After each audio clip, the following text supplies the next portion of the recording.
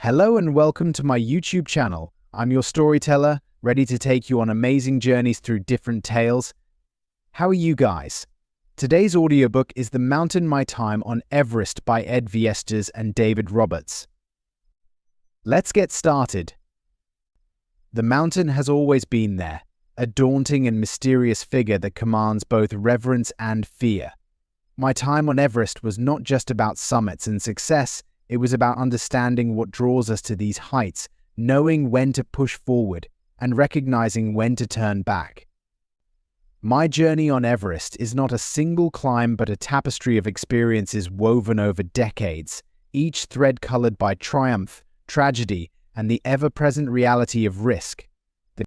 From the moment I first laid eyes on Everest, I felt an inexorable pull.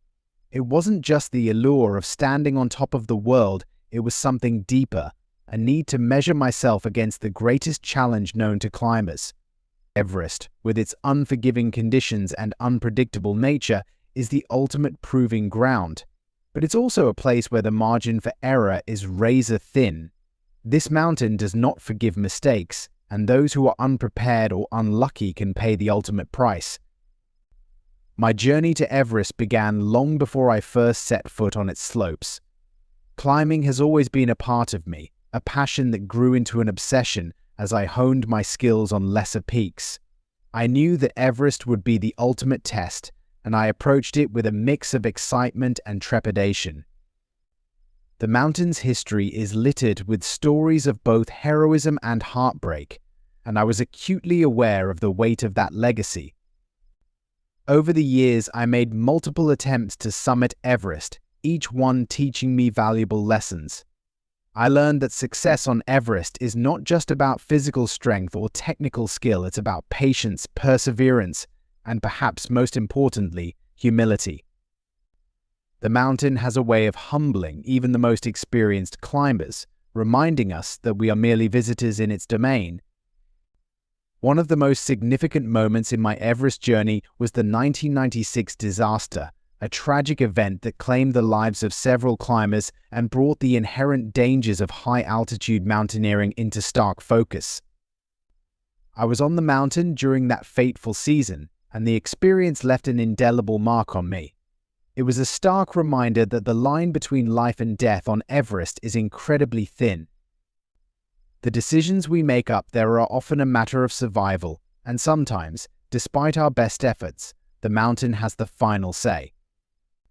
The 1996 disaster was a turning point in my career. It forced me to re-evaluate my approach to climbing and reinforced my belief that reaching the summit is only half the battle. The descent is where most climbers make fatal mistakes driven by exhaustion, euphoria, or desperation. I resolved to never let summit fever cloud my judgment and to always keep safety at the forefront of my decisions. Throughout my time on Everest, I was fortunate to climb with some of the best in the business. Partnerships in the mountains are sacred, built on trust and shared experience. Whether it was with my longtime friend and climbing partner, Scott Fisher, or other members of our team, these relationships were crucial to our success and survival. We relied on each other, not just for physical support, but for emotional strength as well. In the end, Everest taught me that the journey is more important than the destination. While standing on the summit is an incredible achievement, the real value lies in the experiences along the way. The mountain has a way of stripping away the superficial, leaving only the essential. It forces you to confront your fears, push your limits, and discover what you're truly made of. My time on Everest has shaped who I am as a climber and as a person.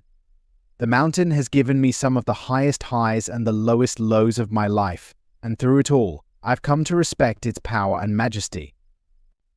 I've learned that while the summit is a worthy goal, it's the lessons learned on the way up and down that truly matter. Everest is more than just a mountain, it's a teacher, a test, and for those who dare to climb it, a lifelong obsession. If you enjoyed this video, please like, share, and subscribe the Sonic Library for more audiobooks. I hope this story left you with something to think about.